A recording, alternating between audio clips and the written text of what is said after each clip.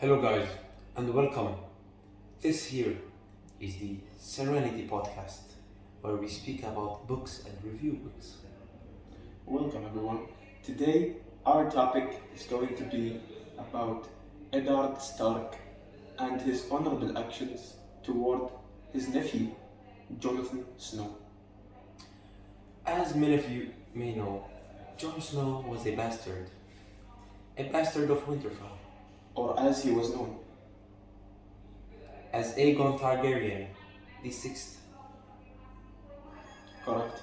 But this in fact was not revealed to the people of Winterfell. Instead, he was revealed as the bastard child of Ned Stark. So, Ned Stark was led to believe that Jon Snow was his son, but not Lady Catelyn Stark's son, which then led him to. But I believe that's incorrect, because in the books it is revealed that Jon Snow is the son of Rhaegar Targaryen and Lyanna Stark. And when Eddard Stark found this out, he hid his identity so that his friend, a hater of Robert Baratheon's Targaryens, would kill him upon knowing that he's a Targaryen. I agree to an extent. This might seem like a argument that Jon Snow was actually born in Dragonstone, as many people think they know, but they don't. He was born in the labyrinths of Wintertop. Yes, that may be true, because Rhaegar and his father were at war with Winterfell, Starks, and the Baratheons. We could say that Jon Snow was a bastard, but in all actuality he was a rather honorable man, and he showed some girthy virtues. Yes, but I believe the true honor appears in Ned Stark, who is... And your private guest here today on this podcast. Welcome, we have a new guest here on this podcast. Sir Muhammad Muslim. Are you done with the Game of Thrones series? Yes, of course. Are you sure? Yes. Because we're talking I'm about... here to give you my reviews. We're talking about heavy spoilers here. Have you... خلاص عارف كل شيء. Are you sure? Yes, and it was a very Okay. nice series that Okay, so I hope you will agree with us that Ned Stark is a very honorable man for not disclosing that Jon Snow is a Targaryen. Look, it is known that Jon Snow was a Targaryen from the beginning, to be honest. But like I agree. But like Ned Stark was like if he spoke would have ended like the show from the first season, you know? Yes. So, like, The book. The book, yes, we're discussing the book. Oh yeah, you can the book, the book, the nice book. Yes. So, So, Song of Ice and Fire, The Song of Ice and Fire, the written series. by George R.R. Martin. A Yes, rather exactly. exquisite man who's wise Yes. and displays many qualities of love and affection. Yes, he is also severely obese. So this book chooses to showcase the many aspects of history and its references that George R.R. Martin has studied so far. And I believe, as we continue on this topic of Ned Stark being an honorable man in the series, we have to understand... Such a sad thing that he does. Yes, we have to understand... a shit. excuse me, brother. With this is no curse words. Bro, I'm sorry, I'm just mad that he died, you know? Okay, It's yes, such an emotional, emotional, I know, emotional you know, case for yes, me. yes. For those of you who don't know, Lord Eddard Stark was banished and killed for being an honorable man. Yes, He was killed in the middle of Seen King's as a Landing. traitor, man. yes. Unfortunately, this was also succeeded by the Stark rebellion over the lands of Aran and their lord Faris the It's Bent. sad for me, I have to leave, guys. So as Faris the Bent Our special Well- guest is making an exit. is making an exit, but as I was saying, Mr. Daniel, Ned Stark's death was unfortunately succeeded by the Stark takeover of the Aran lands of Faris the Bent, Yes. which unfortunately Ned Stark has missed. Faris the Bent is quite an exquisite character. Yes. I have many rather conspicuous ideas about him. Yes.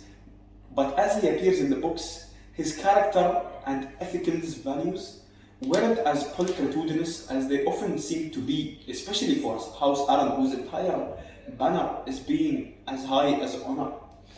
Well, the roots of honor do stem through the Stark family's Exactly. which is rather experienced. Yes, as we have also heard in the new book of George R.R. Martin, Fire and Blood, a Stark has never gone back on his word. So they have been stemmed from honor. The North remembers. It's something you should always know. Yes. When reading the book, when you're ever in the part of the North, the region, the northern region, Al-Malik fi Shimal, Now, and the warden is in the north. the border is in the north. Yes. So we may conclude by stating the facts and going head on. How do you think Jon Snow could have been expressed more virtually and could stop his tubers from being oiled? So, I believe that this act and event of the oiling, which was the cleansing of the many Aran households after the takeover of the Starks, could have been avoided easily if merely Robert Stark has accepted the fact that his father hath died and hath not have gone with the Frey family in an act of supplementing alliances. I think this effect in turn brought about the you could say the first crisis of the Starks. Yes.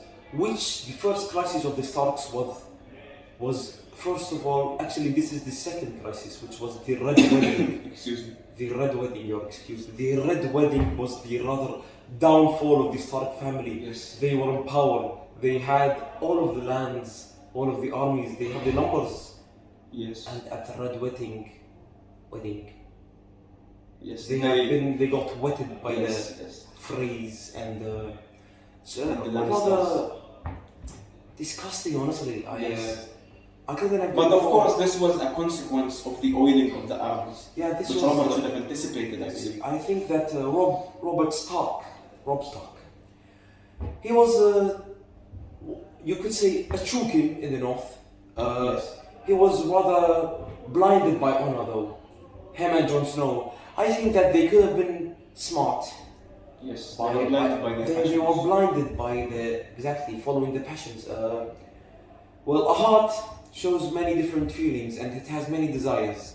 Yes. But when a heart is asked of service, the service could not be resurfaced. Mhm.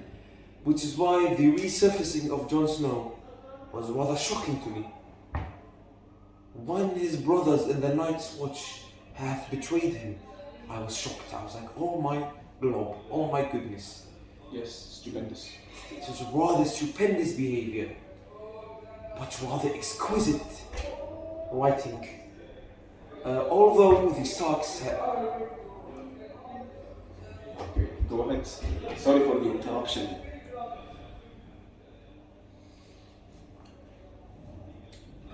I agree. So as we have, Please, so as Arabic, exactly.